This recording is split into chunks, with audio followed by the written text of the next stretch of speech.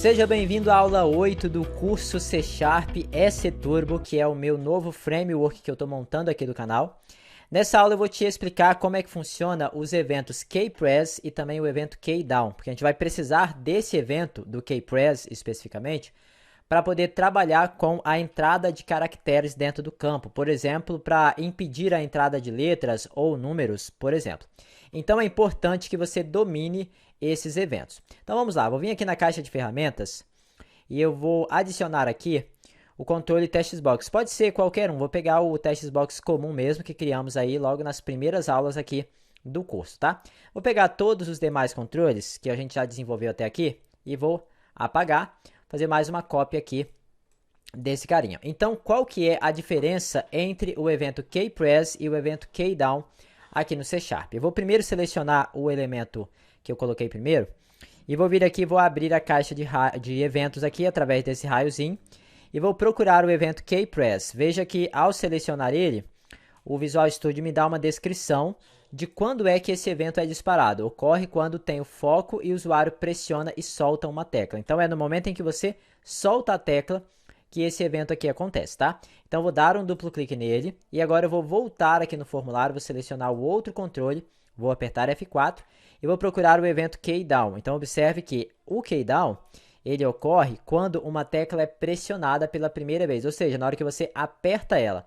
Então, você aperta, o kdown é disparado, na hora que você solta, o kpress é disparado. E não é essa a única diferença entre o kdown e o kpress aqui no C Sharp. Então vamos lá. Aqui em cima eu vou digitar messagebox.show e vou pegar o elemento e, que no caso é o argumento, tá? Que esse método tem por padrão.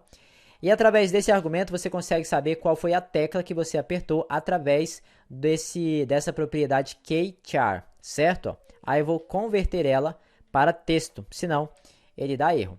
Eu vou agora executar e dentro desse elemento aqui, ó, eu vou apertar a letra A. Olha lá, ó, mostrou para mim a letra A, beleza? Agora eu vou fazer a mesma coisa com esse daqui, ó, o kdown. Só que ao invés de mostrar o kchar, eu vou mostrar o kcode. Por quê? Essa é uma outra diferença entre os dois elementos. Tanto o kchar quanto o kcode são propriedades, respectivamente, de cada um dos eventos, seja do kpress, seja do kdown. O que significa essa palavra key? Significa tecla. Então, o kpress é quando a gente apertar uma tecla e soltar, e o kdown é quando a gente apertar. Já o kchar é o caractere do formato char que representa essa tecla, já o kcode é o código que representa essa tecla. Tem algumas diferenças entre si. Vou então executar de novo, e agora aqui nessa tecla eu vou apertar também a letra A. Veja que ele mostrou para mim a letra A maiúsculo. Agora eu vou apertar backspace aqui, olha lá, ó, ele deu backspace assim, vou apertar backspace aqui. Vou apertar Enter nesse primeiro, veja que o Enter no kpress ele não pega, já no kdown ele pega. Então, o kpress ele é mais para teclas que alteram o valor ali dentro. Por exemplo, eu vou digitar aqui o número 1, olha lá, ó, ele mostrou para mim o número 1.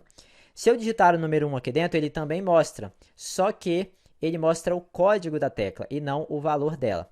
Outra coisa, aqui eu vou digitar, por exemplo, a letra A. Veja que primeiro ele primeiro ele executa o código para só depois mostrar ali dentro a tecla que a gente apertou. Já o kdown é diferente, ele mostra a tecla primeiro e depois ele executa o código. Então, dependendo do que você precisar fazer, você vai utilizar o kpress e você vai utilizar o kdown. Só que essa não é a única diferença entre um e outro não, tá?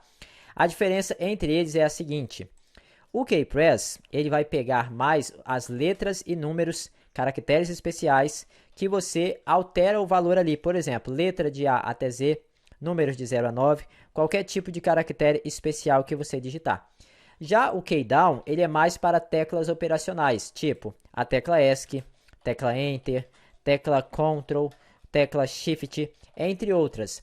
Então, se você quer fazer alguma ação na hora que o usuário apertar a tecla ESC, aí você tem que ir de kdown.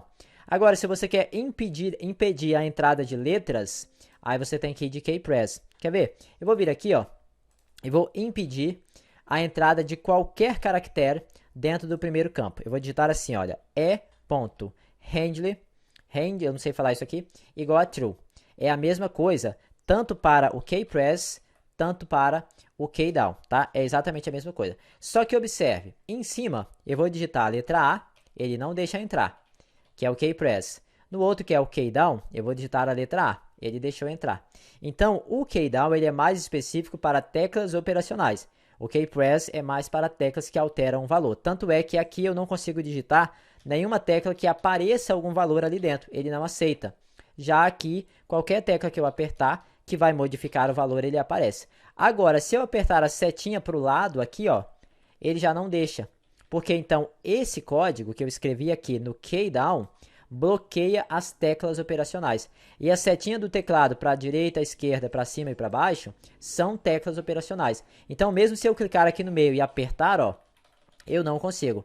Vou apertar a tecla ESC, ó, não acontece nada. Vamos supor que eu quero, na hora que eu apertar ESC, eu limpe o conteúdo aqui do controle. Como é que a gente poderia fazer? Então, dentro do key down desse campo, eu teria que identificar se eu apertei a tecla ESC.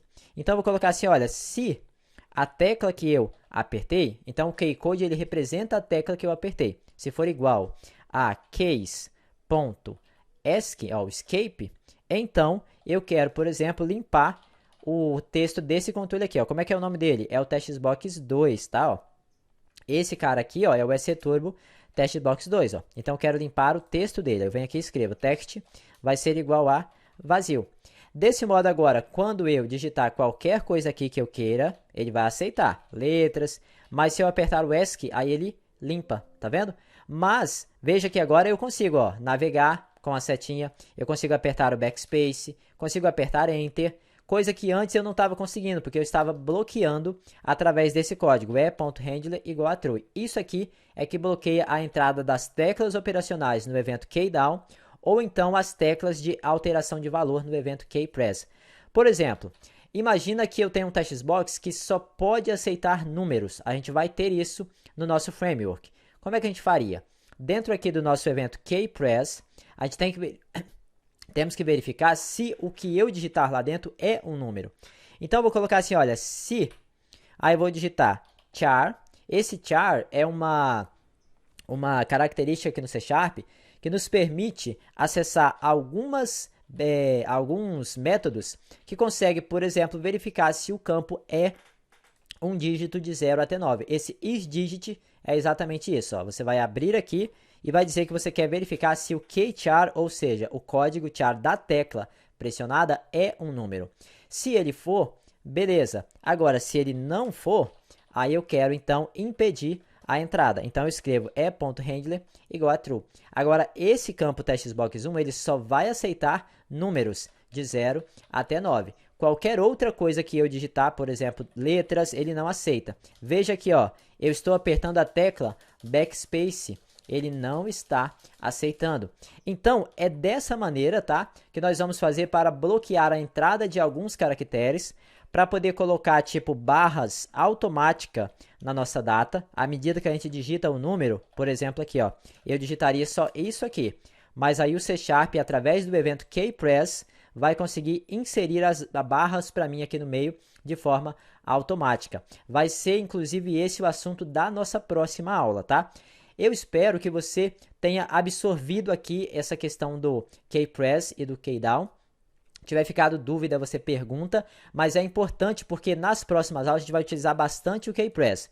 Mas aí, se algum dia você precisar fazer algo após apertar alguma tecla, conforme eu fiz aqui embaixo, ó, você vai sempre utilizar o keydown ao invés do keypress, beleza? Esperando você então na próxima aula para a gente dar continuidade à nossa manipulação aqui do controle para trabalharmos com data aqui no nosso framework.